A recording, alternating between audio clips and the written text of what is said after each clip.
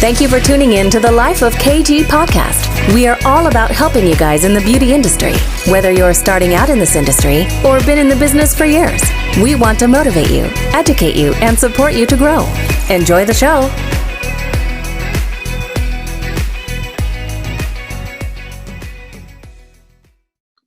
Hi everyone, welcome back to A Life of KG. So today this episode is all about apprenticeships, and I'm really excited about this because a lot of us in our industry are thinking about recruitment right now, and we don't always have to think of it as being a massive cost and we need someone that's fully trained. We can go down the apprentice route, and it really does seem to be the way forward, especially with all the funding and everything that's available. So I have Sarah on the show, and Sarah has built salons and sold them successfully, and built more salons and sold them successfully. And she has her own salon again now, which she just launched before lockdown. But she has training academies, and she has her beauty apprenticeship scheme, well, for hair and beauty, and she has all the funding and knowledge with that. So that's her business, and she is the queen of apprenticeship schemes. So if it's something you're interested in, she is who you need to connect with. So I'm going to pick her brains all about apprenticeships today, so it will make it more clearer for you that are listening if this is the route that you wish to go down. So I really hope it helps you guys. And without further ado, here she is. Sarah, thank you so much for coming on the Life of KG. I've been very excited about this episode. Oh, I'm glad you've been excited. I hope I can help you all. Oh, there's been so many questions around apprenticeships. But first of all, I want to dig deep, and if you could just introduce yourself and explain what you do. Okay, so I'm Sarah. I own TMB Skills Training. So I coach salon owners how to build their teams through the apprenticeship and the traineeship programs. So through government funding, basically. Okay, cool. And before you got into that, you was a salon owner. You're still a salon owner now, aren't you? Yeah, I am. I've had 5 salons. This is my 5th salon, and I opened it 3 weeks before lockdown. That was great, wasn't it? Yeah, totally. But I've built all my salons using. Well, the first salon, obviously, I didn't. I didn't do that until later on, and there was a reason for that, which I can tell you about in a minute if you want to know. But basically, all my salons, in the last 4 salons, I have built through using the traineeship programs.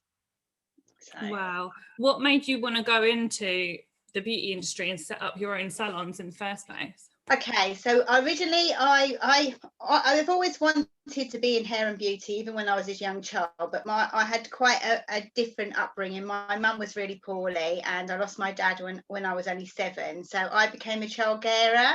And although when I was younger I used to work in a hairdresser's on a Saturday, my nan and granddad, who I eventually went to live with when I was about 14, 15, when my mum was taken into hospital, really didn't see the value of hair and beauty. And I'd already been going out with my it was my cousin at the time, to old people's home, because she was a mobile hairdresser, helping her on Sundays, and then I was working in a salon on a Saturday, and I loved it. But I think unfortunately my nan and granddad, since they wanted to push me to be a nurse because they thought it was more respectable. Okay, so I did go to college to start pre-nursing, lasted 6 months, absolutely hated it. Met my husband, who I am now still with, at 17, so I'm now 56, so that just shows you. I know, wow. So it was like, so anyway, then I bumbled from job to job to job. I tried all sorts of things, but my heart was always in beauty and nails. And then I had a really good job, and it was, if you want a job, as I was a sales manager for a cosmetic company.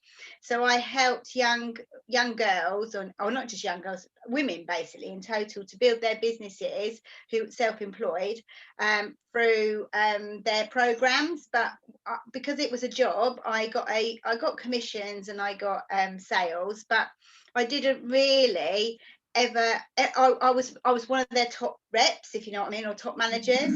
So I was always fighting my own figures in sales. So and this is exactly what happened. One Christmas, I used to go into this regular, have my nails done, and that was my self-care thing. And I went into my normal salon, who I built quite a good relationship up with them. I've been having my own nails done for 2 or 3 years.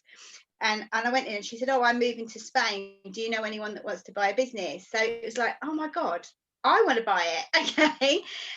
So she told me how much it was, and it was in 2001. So it was quite a long time ago. I think it was about £20,000 I paid for it in total. Didn't have that money.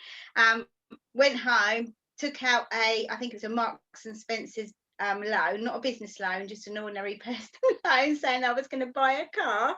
Okay. Told my husband, and he said to me, "Yeah, I don't mind what you do." He worked for Eurotunnel at the time. He said, "I don't mind what you do, but just don't get me involved in it." And I said, "Okay, no problem." So I went and said to her, "If I give you this money, will you train me up?" And she was leaving in, I think this was the January, and she was leaving at the end of the March, beginning of April. So she said, yeah.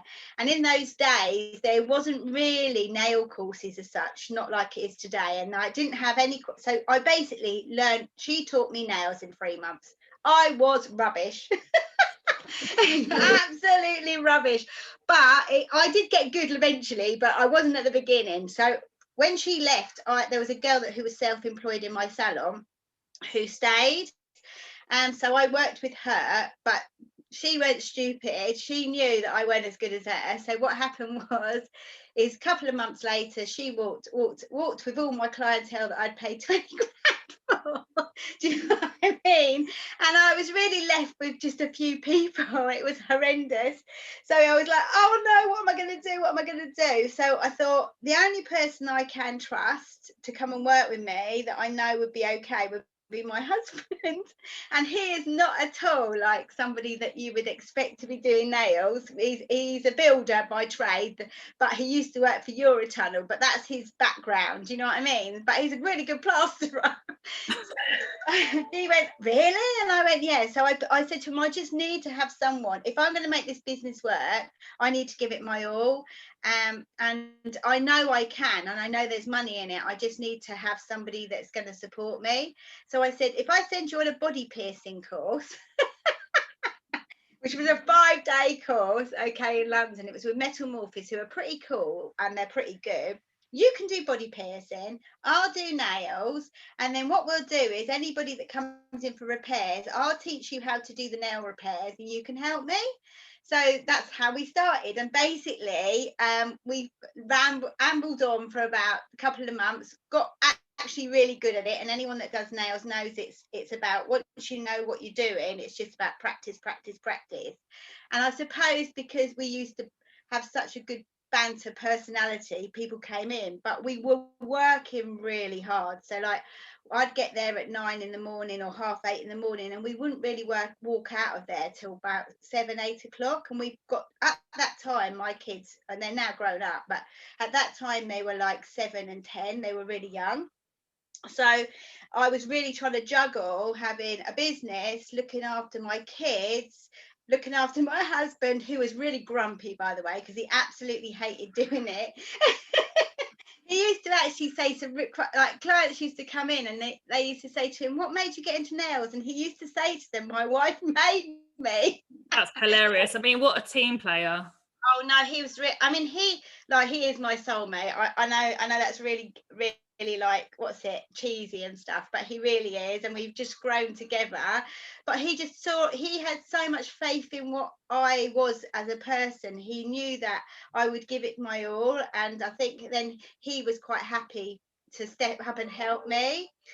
But as you can imagine, after 2 or 3 years of doing it, we both got absolutely to the point where loads of money, used to make really a lot of money. We were actually ended up being one of the best nail salons in Folkestone, and we were called That Nail Place. So it was a really good name, because it's like, you know, people said, where'd you get your nails done? Oh, That Nail Place. So people used to come. Do you know what I mean? It was really easy. So I just used to do their nails, put loads of nail art on them, and that's all we did at the beginning was nails. We didn't, and body piercing. We didn't do anything else. I used to put like little patterns on there, and And then they used to go to their friends, and then they'd have more people come in. But we got to be so busy that I then replaced what I was doing with my business with a job, if you know what I mean. I was actually working in it, rather than what I was hoping to do as a business was be able to have a business I could walk away from, and I could go and do all the things I wanted to, like have holidays when I wanted, time with my kids, all of those things. So I realized at that point that the only way for me to grow was to employ other people, and that's when it began to get a bit scary. So I had a receptionist that I employed, and she ended up doing nails because I taught her. Okay, because we just got busier and busier and busier. So she used to prep for me and then put tips on, and then eventually, like you do when you teach nails. And I thought, so then I started doing that with other people. They would come in as a receptionist, I'd train them up into nails, and then they became nail technicians. But then after like a year, because they were older women, they would up and leave and start their own businesses, which was fine, and I get that, and I was really happy about that they were okay. But it was like I still couldn't walk away, because I felt as if I was replacing myself all the time. Do you know what I'm saying? Because they were older women, and they saw so anyway, cut long story short, I thought, oh, what can I do? So I went to the local college and said, look, I can see that you do hair apprenticeships, but there isn't any nail apprenticeships. Could I do some delivery for you? And they said to me, basically, you can have 9 apprentices, 5 for you and 4 for somebody else, and you can put them through this apprenticeship. If you do really well in the first year, then we will then contract to you. So I thought, okay. So what I did was I went up to one of the salon owner up the road, who I had a really good relationship. Her salon was really more waxing, I was more nails. So we used to, like, if someone came into my salon, she would recommend, and vice versa. And she's now my business partner, would you believe? Wow. That's how we had our relationship. So I said to her, Julie, would you take on like 4 people? And she said, yeah. So she took on those 4 people, and in that first year we got every single one through, okay. And basically those girls, I built a team out of using the apprenticeship scheme, because there were grants available as well at the time, and which there is now. And also it was funded, so I didn't have to spend my money, do you know what I mean, sending them on courses. It was all funded in the through the government. So I thought, this is a really good idea. I'm going to try and make this bigger. And over the next sort of like 8 or 9 years, I made it bigger and bigger, till eventually we had like 150 apprentices, and I went to all different places. Wow. Yeah, I know. And then the government changed what they were doing. This is probably about 2 years ago, 3 years ago, and they made it into a standard, and they made it very difficult for small employers. So anybody that had under a £3 million, a £3 billion payroll, to get access to it. So Julie and I went for our own tender. And you have to have it's quite a lot to it, but because we'd been doing other stuff as well in my training centre, we'd started doing adult education, budget training, funding. We had funding pots from all different places. We had a history, and luckily for us, we got on the register basically. And in January, which would have been January last year, we got our own contract. So now I wasn't having to subcontract from someone with all their rules. I could do what I wanted to do in my business. Does that make sense? And so then I decided to roll it out to salons. And because we built up a really good system in place, with all step by step, what you do next and what you do next, I coach salon owners to do the same. And then they get a percentage, they get the grants to help them take someone on, but they also get the funding. And we are actually working with some salons that actually want to actually make, become training centres of their own. So we're working with them because they become satellite centres of ours. So that's what we do. That's literally incredible, and it's so needed for the industry, because I think I speak for most salon owners. I know I'm definitely talking for myself anyway. For the whole 12 years that I've been in business, I always assumed that it was best to go through a college The colleges weren't to standard. A lot of the colleges actually stopped doing apprenticeships because of the funding. And then there was the independent places you could get apprenticeships, but they didn't know what the hell I was talking about when I'm talking about eyelashes or brows, and it's just going right over their heads because it's not their industry. And that's why we changed. So like, for instance, like you say about that, because I've used the apprenticeship schemes for everything. So like management, I've used it for my front desk customer service, I've used it for people like yourself that can who that say, for instance, you've got somebody you just want to train up in lashes. They'll do a customer service apprenticeship, but we include the lash training in that, if you see what I mean, because that's just added value to what we do. But it's the salon owners that do the training, not the colleges, but we help them, if you see what I mean. We do like a monthly meetings with them. We give them all the resources so that they get to train the people that they want, how they want them. And I think that, and since I've done that, I mean, my longest apprentice that's been with me, she started with me when she was 16 and she's now 28. I have a lot of my apprentices at 24, 25 leave, like everybody else was doing, but it hasn't cost me that money anymore, because in that first year, my very first apprentice, and this was back in 2008, I think it was, she brought me in, I think in total 12,500, something like that, in her column, and I paid her £5,000. Do you know what I'm saying? And when I think of it like that, I'm not saying that, you know, it's bad to do that, because it's basically they get their training. So if they went to college, they wouldn't get any of that. They're in your salon, so they don't just build up the skills of how to do nails or beauty, and just so everyone knows, we do everything now, because then I got into hair, then I got into beauty, I got into nails, I got into all customer service management. We're doing all of them, but to fit round the salon rather than fit round other businesses, because that's what we're really good at. And what I found is those girls now have either gone on and opened their own salons and come back to me for the training. So I'm still in touch with those girls, but also as well, in that time, that 5 or 6 years they're with me, they make me so much money. Do you know what I mean? But for them, they get all the soft skills, you know, the things that, you know, when people say when they walk through the door and they're like, they don't know what to say to people, you learn all of those, and that's all part of our program as well. Do you know what I mean? So we have, as well as doing all of the things that are the day-to-day skills, they also learn the soft skills that go along with that, and they get to practice those soft skills in your salon. And we have systems set up that we share with our salon owners so that they can use those systems.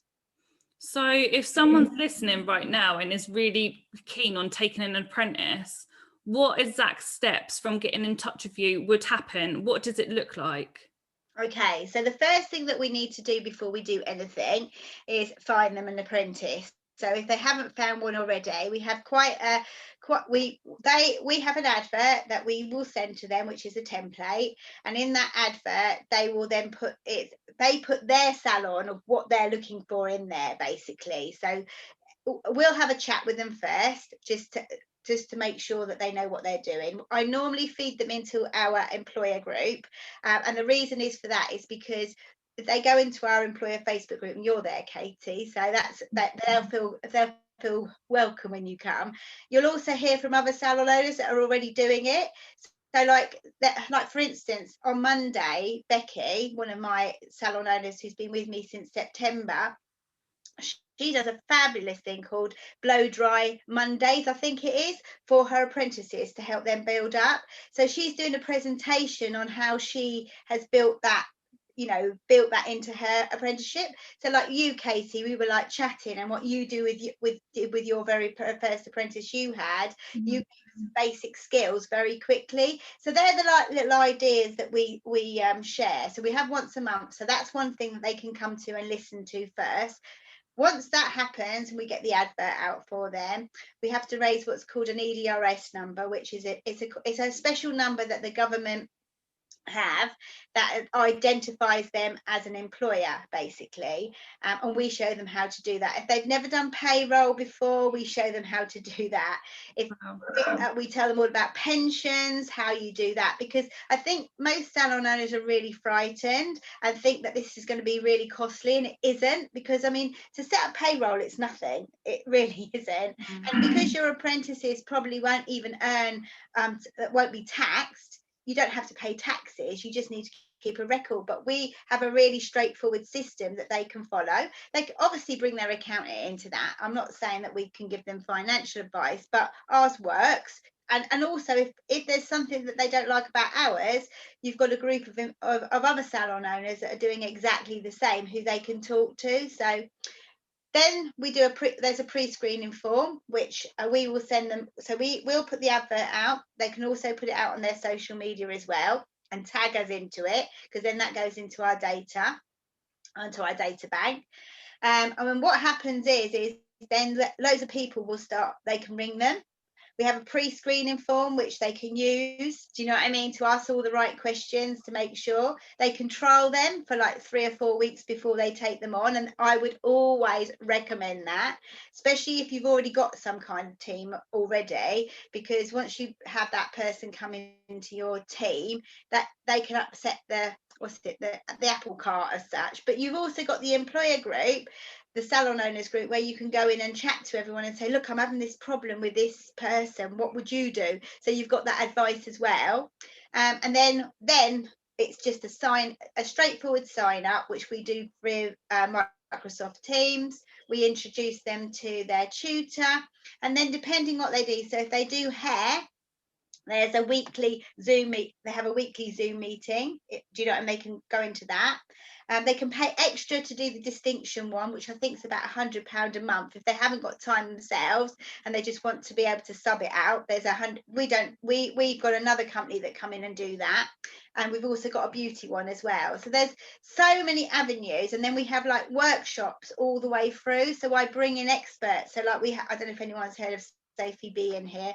She's, you know, Sophie, don't you? She's a fabulous colorist. So like she comes in and does 4 workshops a year, and those workshops include consultation. So it's consultation, and they're transferable skills. So it doesn't have, if you're not in hair, don't think, oh, I can't use that, but it's a consultation that can transfer to hair, beauty, nails. But it's all about how to set up that consultation and how you're going to get them retailing right from the beginning. So it's just basically training those people up to be the best they can be straight away. And it doesn't have to be a new employee. You could have someone in your business maybe that's on the front desk you want to train up in nails, or somebody on the, you know, like a hairdresser that you want to train up in nails too, or the other way around, beauty that wants to train up in hair. As long as there's somebody within your salon that has those skills, it's not a problem. Right, so the salon owner trains them themselves, right? They have to have the teaching qualification for that? No, we do all that. They get that all for free from us. So they do their assessors award first with us. Okay, so which is great, because once you've got your assessors award, long-term wise, you can go and teach, and also petals. And now we also have an apprenticeship, which they can go on, which is the equivalent to Detels. So if they then wanted to have their own training academy going further, you know, and offer other training other than funded training, they could do the same. So they could build their business up as well.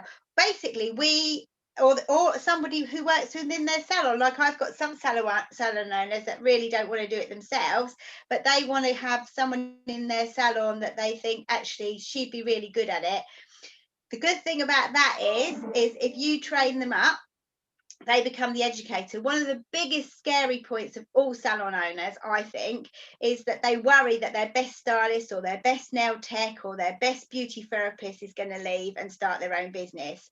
So what we've done, okay, to try and keep them there, if they become the educator and they educate other people within their business and in the apprenticeship schemes, once that person's finished their qualification and she's bringing lots and lots of money into the salon, okay, and by the way, they don't have to wait to the end of the apprenticeship to bring money. We more or less get them hit the ground running. Does that make sense? To make them pay their wages in the first couple of months by giving them skills like gel colour or something that's quick and easy to learn, but once they've got it, they can bring an income in. Okay, we give that that educator 1% of the sales. So it's in their interest to train that girl really up well, because who's going to leave if the salon owner down the road says, I'll offer you this amount of money, and they go, well, actually, I've got 6 girls I've got in my salon that I'm earning 1% of their sales and not having to do anything anymore other than my own column. Do you know what I mean? Who's going to leave? They're not. That's crazy. So do you do that 1%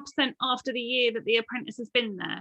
Yeah, definitely. They would not before, because they're getting the assessor's award for the start, and it means that the educator wants to get them earning money as quickly as possible, because the quicker they're earning money, the more likely they're going to stay. The apprentice is going to stay, the more motivated the apprentice is. Because I think I often hear from salon owners, oh, I had this young girl and she was a right nightmare, and this happened and that happened. The only reason that you have nightmare apprentices is, first, you don't pre-screen them. Secondly, do you know what I mean? You don't trial them first, and you need to trial them. We have a step-by-step of what you need to say to them, what you need to find out about them, how you test them in their attitude, do you know, all of those things. And then the next reason is because they don't feel valued. And the reason they don't feel valued is because they're not doing what they were hoping to do. They wanted to be on the floor. And I know it works because we have so many, I've got across the road to me, there's another salon, and she's got 3 girls that have all gone through our apprenticeship scheme at some point. Okay, one of them now is a manager, okay, and runs a salon. Martine now lives in Spain, okay, so her salon is run by her first apprentice.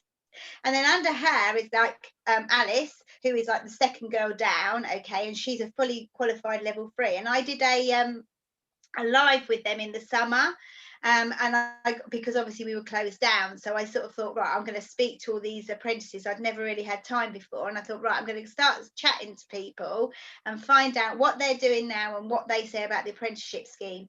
And they all said what they loved about it was their friends who went to the local college, not through an apprenticeship, just doing level 2 and level 3 beauty, came out at level 3, okay, and they were still not earning money, whereas by the time they were level 3 qualified, they were earning really good money, really, really busy. So like they were so much further on than their friends and their peers.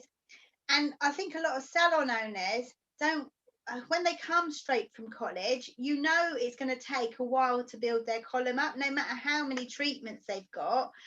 And also sometimes, I had a tutor come, and I'm not knocking the colleges, because there are some really great girls that come out of college, but they have to be really passionate. Do you know what I mean? But I find they're the ones that have worked on a Saturday in somebody's salon. Do you know what I mean? They've got those skills. They're the ones.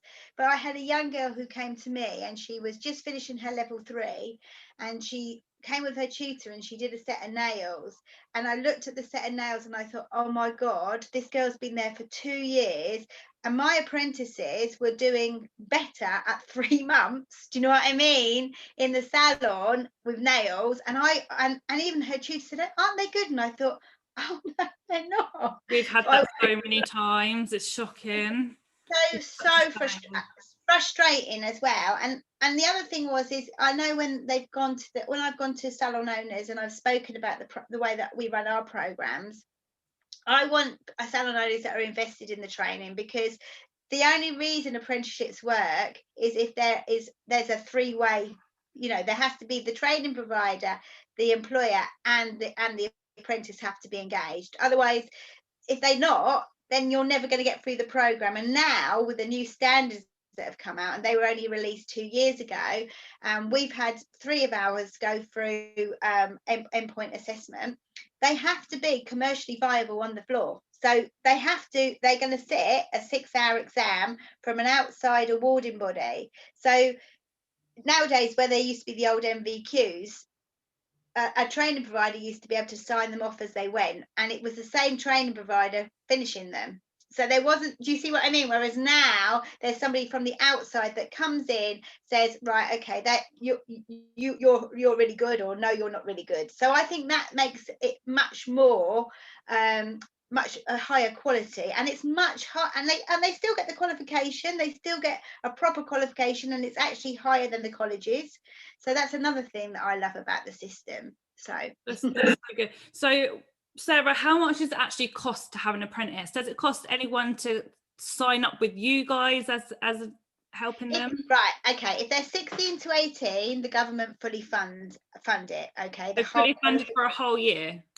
it depends on the apprenticeship. So if it is a hair apprenticeship, it's 2 years. If it's a beauty apprenticeship, it's 18 months. If it's and that is right to endpoint assessment. So in the first year, they are actually learning all the treatments and practicing. Okay. And one other thing a lot of salon owners ask me is, are they insured? Yep.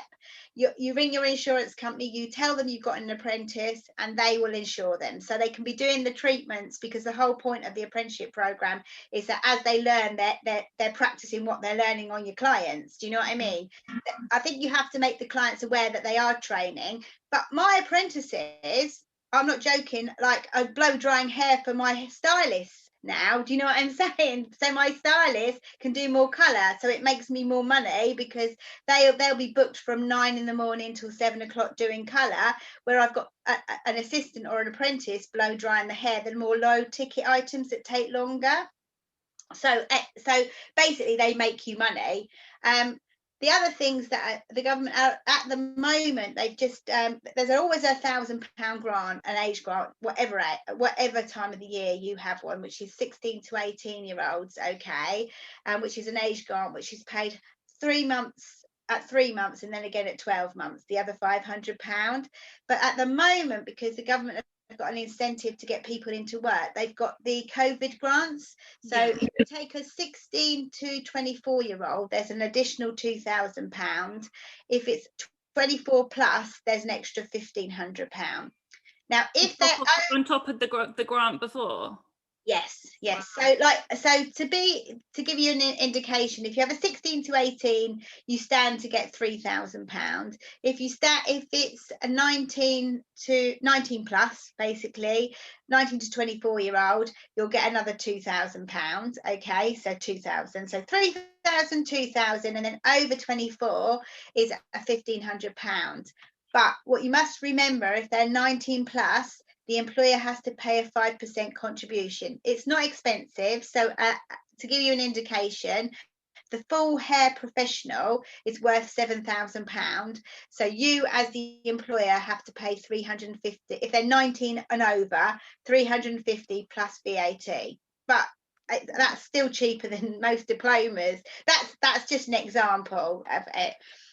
Beauty's the same. So £7,000 for the beauty, £300 plus VAT. So it's not expensive. And I would, if you're going to do that, that would probably be for somebody within my business I've already got. Do you know what I mean? With somebody I want to develop, or even someone that's got some skills already. Sometimes, like for instance, I was talking to you, wasn't I? Because you were saying, oh, what if I don't, in my salon, I don't want them to be able to I don't want the whole beauty professional. So I said, put them on the customer service apprenticeship. Does that make, because they still have to learn customer skills, because they've never been in the workplace and they haven't got those skills. So they'll learn all the soft skills that you need, all the retailing skills that you need to be a therapist. And we build that into our program and make it bespoke to that. So that's one of the ways that people can do it. Yeah, so those that are listening, if you are a lash bar or just a nail bar, or you just specialise in certain treatments and you're looking for an apprentice, now you can, because you can just put them on the customer service apprenticeship and then add in the nail treatment or the lash treatment or whatever that is. How long is the customer service? That's about, the customer service is 12 months. It's less money as well. I think it's about £3,500. So I think it works out, if they're older, it's like it's about £175. But I think what you've got to bear in mind, if you're going to put an older person on it, is have they not already got those skills? So with apprenticeships, you can't give somebody skills they've already got. Does that make sense? So it's got to be new skills. That's why it suits, probably customer service probably suits the newbies that are coming out of college with their level 2 and their level 3 but aren't very good on the floor yet. That's probably more to go down that route. the older ones, I would always put that these are great for if you've got a salon and you want to expand, or you want to, maybe you're a really busy stylist or a really busy beauty therapist that wants someone else to be able to take over from you a little bit so that you can go and see your kids. The team leading one's brilliant, as long as they're running a team, and you would help them to do that because you've obviously got things in place. But being really honest, you also learn stuff yourself. Do you know what I mean? That you probably didn't know, because it's like a management qualification. So if someone's already got a therapist in the salon at the moment that does everything, but they wanted to put them on another course, they can put them through that on the apprenticeship scheme, still pay them whatever they're paying them, but do they get funding for that back? They won't get, not if they're already employed. So you don't get any grants if they're already employed, because they're already employed. But basically you're training them, which you would have to, normally you have to take time out yourself, don't you, to do that, but you get all our resources and all our help to do that. So that's what, and we literally have, it's all online, so we don't have to be local to you. It's like literally online. You go online and we have like little videos, little resources, they write assignments, and then they've got a monthly meeting with their assessor where they and the salon owner to discuss stuff via Zoom and find out what's working, what isn't working. And then obviously you've got the group that you can dip in and out at any time. That's so good. So just being a little bit thick here, when you say something is fully funded, okay, so for example, with my apprentice that I took on, I paid her, I don't know, £4 something or whatever it was an hour, and then the 1,500 grant. So I still paid her every single hour out of our pocket. Is that still the same as you get the grant, the £1,500 grant, because that's to help you put things towards the wage costs, or do you know what I mean, or anything you want to, or if you have to. I mean, a lot of my salon owners take like 2 hours a week out of their time. So if they're doing hair, they might take 2 or 3 hours out a week for a training session, and they do that sort of latter part, so like on a quiet day, like on a Monday or a Tuesday. But they don't just do their apprentice, they do everybody on that day, which is a really good way of doing it, because then you're delivering training that you want, and it doesn't necessarily have to be a treatment. It could be what we do when somebody walks through the door. Do you know what I mean? As in the customer experience. So this is what we do when we come through the door, this is where they go, this is where they sit, this is what we give them. Every client is given, I don't know, a drink or a magazine or all those things. So every salon's different, okay, and we encourage all our salons as well to have their own handbook, which they write themselves of what they want, and we have an example in our group that they can use, that we use. So my clientele is women my age, so my brand is me.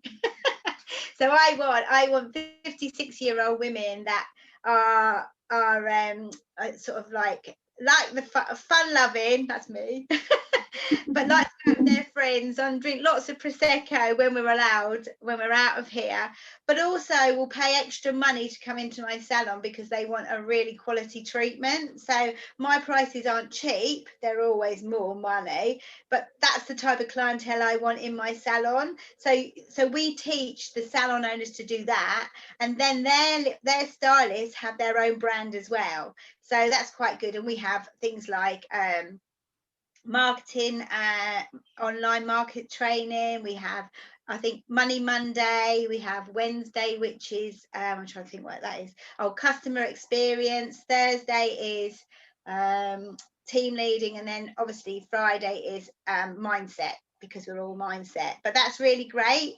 And then our apprentices are fed into all of that stuff as well. So basically they learn it to become, we help you teach your team to be really good, so that you can expand and you can retire. Sounds brilliant. How long is the COVID offer run for, the COVID grant? He's got it at the moment to the end of March, okay, but we've got the budget coming up in March, and because obviously they haven't reached their figures, I I can't say for absolutely, but I think they'll increase that. They did it when it first came out. It was only till January, and then they moved it till March. Well, we all know that a lot of places are not going to be going back to work till probably April. Okay, especially personal care. I don't think we'll go back until April, if I'm honest. And hospitality, it looks as if they're probably not going to go back to June, July. So he's going to have to put something in place to encourage businesses to take on new staff, because there's going to be a lot of unemployment. So I would think, and that's really working. I mean, the people that are using it is working, because it's helping towards wage costs, it's helping towards other salon owners. But I think once you've had an apprentice, even if the grants aren't there, it's still worth it, because you have to train people straight away anyway. And over the years, I mean, I've had so many older people, because obviously now I've got my salon, but I've also got my training centre, which has just grown and grown and grown. And I've invested lots of time and effort and money into other people as what I would an apprentice. Do you know what I mean? And they cost me a lot. Every single time we've taken anyone on a salon, no matter how experienced they are, there's still some training to get them to the standard that you want to perform. Even if they're an amazing at that, whatever that treatment is, they still need tweaking and learning to how you want them to perform in your salon. Well, you want them, your values, you want them to come. I mean, we have we have a mission statement. We also have they pick their values. My team picked their values of what they wanted in there. And it's really good, because the values that they have is my values. So, and you can use that in your interviews, you're interviewing as well. Do you know what I mean? Just to see if that person's going to fit into your organisation, because there are some salons that they would, and I've had that even with apprentices that have come to us. Like, we've had apprentices from some salons who've gone in and they've had their trial with a very small salon but not liked it, gone up the road, absolutely loved it because of the buzz. Then we've gone to a big salon up the road, and they're like frightened little puppies and want to go to the little salon. So it just depends on the type of person they are. So it doesn't really matter. You just need to have that person fit in with your brand and with your salon, and that's really important. What happens if an apprentice just doesn't like it, decides it's not for them, and they're halfway through the course? They just leave, and they go, and that's it. You're not that happens. So but that's the same with employing people, isn't it? People you have for 6 months decide it's not for them, and then they up and leave you, but obviously they cost you a lot more money, because you've probably had to pay for all the training as well. Whereas at least with an apprentice, it's very low cost, so it's minimal risk, if you know what I mean. That happens. I wouldn't want to say it doesn't. And I've had good apprentices and I've had bad apprentices, but I think we've now got a system. I know very quickly in the first 4 or 5 weeks what type of person they are, do you know, and whether they're going to fit in with my organisation or not, and I can make that decision. But even if you we have a really good disciplinary system. So, like, for instance, like a development plan that we share with our employees as well. So, for instance, if there was a certain thing that just say, for instance, they were coming in on a Saturday, they were all ringing in sick. So I'll give you an example of that. Louise, who is she's one of my nail techs, but she's also one of my tutors as well. Fantastic nail technician. She has about 4,500 followers on Instagram. Do you know what I mean? So she's really good at what she does. Really good nails. But when she first came to me on a Saturday morning, I'd get a phone call, okay, at sort of like 8:30. Hello, Sarah. You know that one, you know, when they put the voice on. Already phone call. Yeah, totally. And I thought, so I can recognise that pattern quite quickly. And she'd probably done it like 2 or 3 times when I thought, hold on a second, there's a bit of a pattern here. So I've got like a proper development plan, which again we'll share with everybody, which is basically what to do. So like, she'd come in, we did this development plan, and she always laughs about it now, because like she says, when she came in, she said it was like, I knew that you'd found me out. Do you know what I'm saying? And then we give them sort of like clear goals for the next 4 weeks. Now, if they don't improve those goals, then we let them go, because they're never going to. But if they improve them, maybe I'm pretty kind. I'm not like, if they do flip, do you know what I mean? And they're human beings, aren't they? And we all make mistakes. but if I can see them developing, I haven't got a problem. But then I do that with all my staff, not just with apprentices now. Yeah, exactly. And you have to still treat the apprenticeships like employment. They have employment rights, don't they? So it's exactly the same, holidays, everything. Holidays, they get, but remember, they're very minimal amounts. I've had self-employed in my salon, and I've got I've got two slants on this. Okay, so self-employed, I think if they're self-employed, they need to be paying a rent of a room, and they have a separate room, they have a separate till, they have separate products, because especially now with HMRC are really getting tough on this now. And I've heard there's been several cases in the last 2 years where, and one of them was a hairdresser's that was done not this January, the January before, where they had an apprentice, they'd taken them on into self-employment when they finished, but the employer dictated the hours they came in the door, what time they left, when they could have their holidays. They paid them a percentage of what they brought in, and they also used their products. So basically, as far as the court was concerned, they were employed, and that employer had to pay back something like, I think it was like 2 years pay as you earn money and taxes. So self-employment can be so dodgy, but if you structure your pay skills right, your person doesn't want to be self-employed. And I think there's been a lot of salon owners that have been stung over COVID, you know, where they have done this percentage scheme, they've still had to carry on paying their rents, where their self-employed people haven't.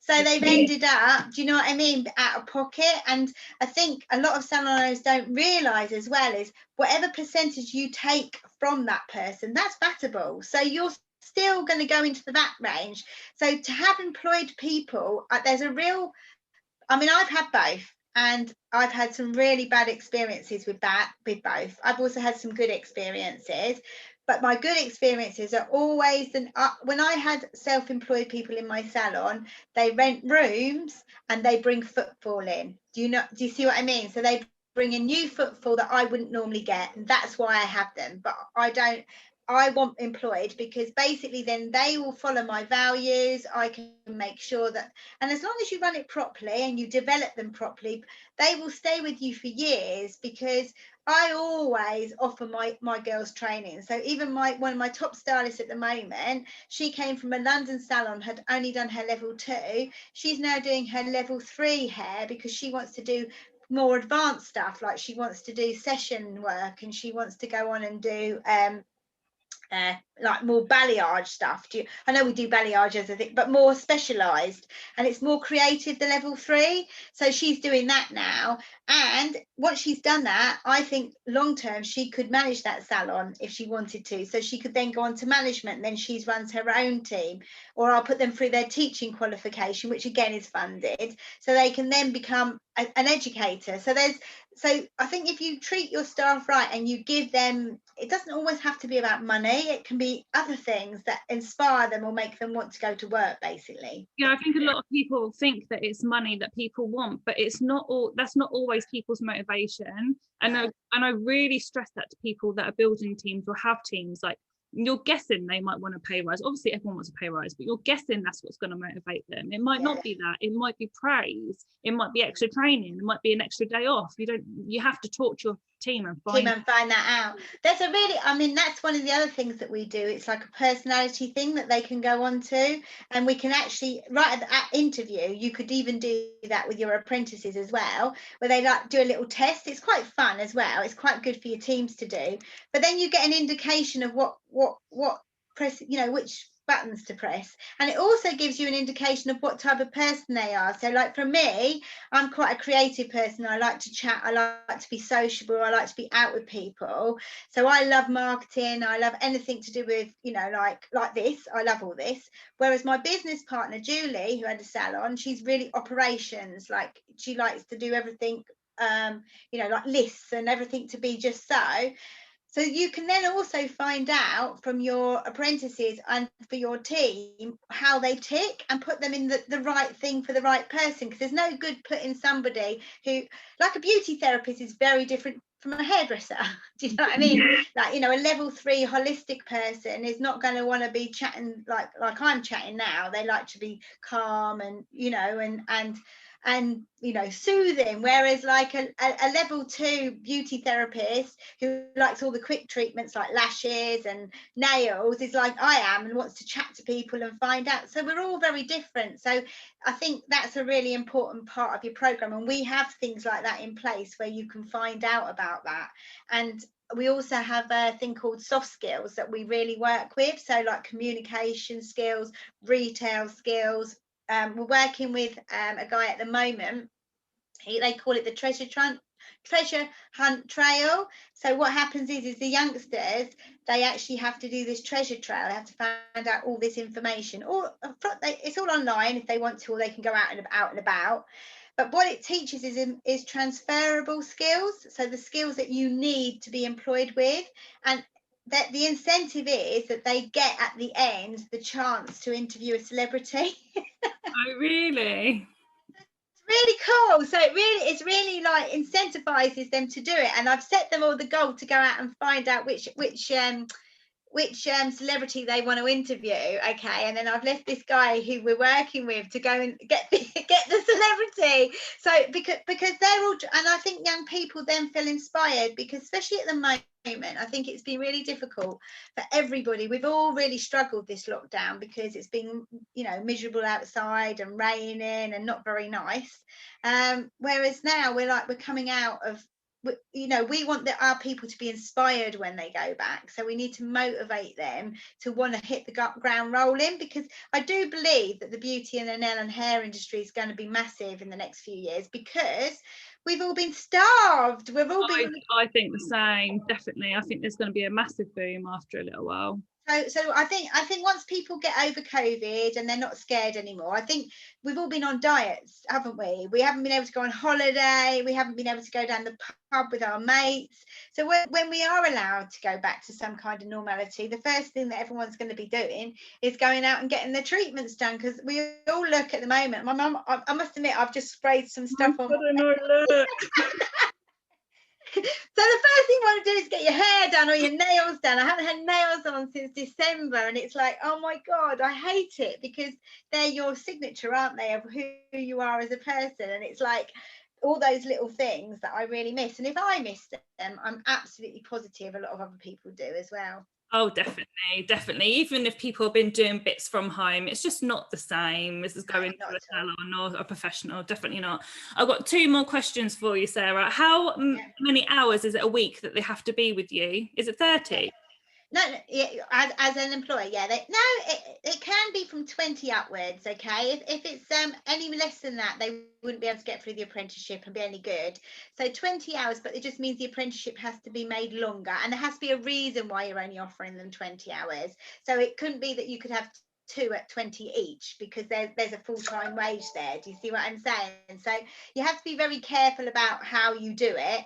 But yes, I mean, it really depends on what you need as a salon, and I would really encourage, and it's £4.15 an hour to start with, so you can build that up. And like I said, we have a scheme that we put in place, okay, that we share with our employers, so they can use that scheme, so their money can go up depending on what they bring in. So that motivates them as people, okay, to bring in more revenue into your salon, which is what you want, basically. Not obviously while they're doing their apprenticeship, because when in their first year, their money doesn't go up in their first year, but the second year it should do, because in the second year they should be bringing in quite a big revenue for you then, and you want to be able to keep them. What you don't want them to do, and that's another reason that people leave, because somebody up the road has said, oh, I'll pay you more, and what you don't want to have done in that 12 months is put all your effort in, they go up the road. So we have a very, very straightforward system that we teach our salon owners as they go through the system. And like I said, it isn't just us, not just my systems, it's from other salon owners, because we all share, which is a great way of being able to share different things. And I believe that we work as a group, which is really nice, because I don't know about you, sometimes you as a salon owner, you can feel a bit on your own. I know you do your coffee clubs, don't you, and stuff like that, your coffee chats. So for apprentices it's the same, so they have their own little Facebook group that they can chat, okay, to other apprentices and find out things that they're doing. They bring them back to the salon.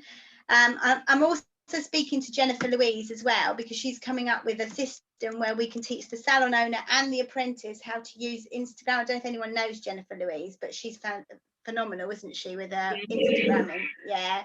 And you can teach them how they can build their own clientele coming into the salon. So sometimes I get as well, one of the things is what if they take all my clients? They don't. They're bringing new clients into your salon, because you as a salon, there are certain people that can't afford your prices, and you don't want to reduce your prices, otherwise what's the point? But you'll bring in people that they know that are lower.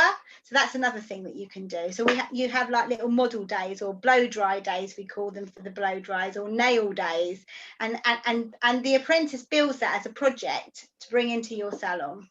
Yeah, that is a really good way of looking at it. And there's lots of people at the moment as well that want front of house and want a receptionist and stuff like that. They can also work the apprenticeships with that as well, can't they? Yeah, totally. And that's something that I think a lot of people don't realise. If you have a front of house and they shampoo for you, they are not insured. So it's really, so one of the good things is if you put them on an apprenticeship, they are, because as an apprentice they are insured. But you can't have someone who can just shampoo. And especially with COVID now, and there's been some quite scary stories in the press where there has been women that have come in for tints, basically have had COVID and have had bad reactions. So you've got to be very, very careful who you've got on your floor, and what. And as the salon owner, you're liable for everything. So that's another good thing, really, because you learn all those things as well. One last question, and I promise I'll let you go. So say there's a salon owner, they took on an apprentice, but the salon owner isn't qualified in every single treatment, and there's team members that are qualified but maybe aren't confident enough. What happens to them extra missing treatments that they can't do in salon? Okay, so there has to be a mentor who can be there in your salon, because they're not going to learn. Does that make sense? So for instance, if the salon owner, if between you as a group, okay, you can all do those treatments, that's fine, okay, but we deliver them the upfront stuff. So they've got a Zoom meeting that they go into, okay, once a week, okay, with our assessor, who will teach them all the upfront stuff and set them assignments. But they need to be able to practice in your salon. So they need to be able to assess, your people need to assess that they're doing that treatment properly. But that can be a normal therapist that's not yeah, absolutely. I mean, we actually, anyone that comes with us, we always say to the salon owner, we'll put somebody in their salon through their assessors award, because I think it's a really good way.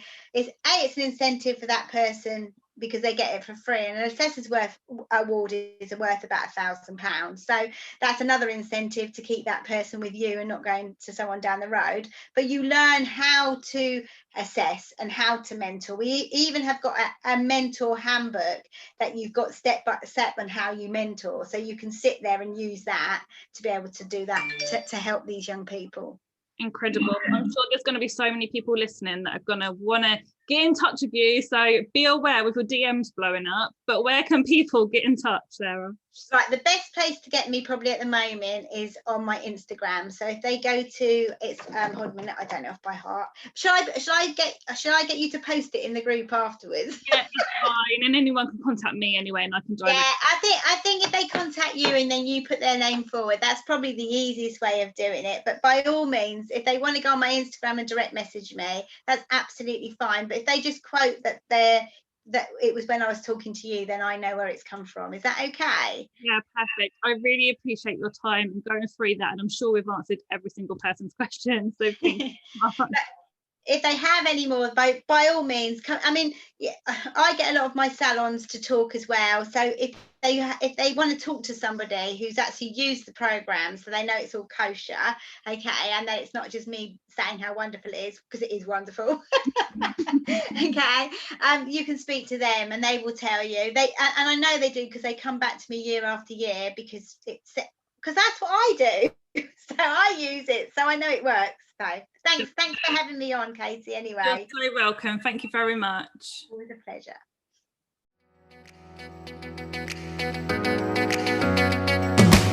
If you love this episode, please share and tag us on social media at KG Salon. I always follow them. If you're a salon owner and would like to join our membership program, coffee, cake, and chat, get in touch for a space. Be around a like-minded tribe. Have 400 pounds worth of mentoring a month. And push yourself to the next level. I love being a part of such a great community. Until next time, have an amazing, successful week.